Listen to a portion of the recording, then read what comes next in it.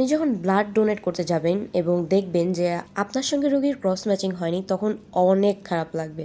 আজকে আমার সঙ্গে এটা হয়েছে। যাই হোক, আজকে আমার অভিজ্ঞতাটা আমি আপনাদের সঙ্গে শেয়ার করব।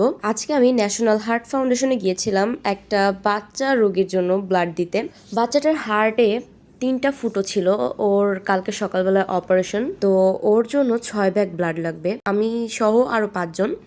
আমি ছাড়াও আরও আর কি একজন লোক কম ছিল। আমাকে ক্রস ম্যাচিংয়ের জন্য একটা ফর্ম দেওয়া হলো, ওটা আমি পূরণ করছিলাম। হয়তো অনেকবার বুঝবেন যে আমি অনেক এক্সাইটেড ছিলাম, কারণ আমি যখন বাচ্চাটাকে দেখছিলাম আমার ওর জন্য খুব বেশি মায়া হচ্ছিল। ক্রস ম্যাচিং করার পর ওনারা আমাকে বললো যে আমার হিমোগ্লোবিন 10 ছিল, যার কারণে আমি ব্লাড দিতে পারবো না।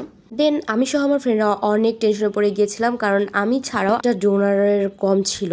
তো আমরা তখন অনেক বেশি টেনশনে পড়ে যাই এবং অনেক ডোনারকে ফোন দেই, কিন্তু কোনোভাবে আমরা 2 ব্যাগ ব্লাড কালেক্ট করতে পারছিলাম না। যখন শুনলাম আমি ব্লাড দিতে পারবো না, আমার তখন অনেক বেশি কষ্ট হচ্ছিল, কান্না চলে আসছিল। যাই হোক, আল্লাহর রহমত, ব্লাড ম্যানেজ করতে পেরেছে, আলহামদুলিল্লাহ।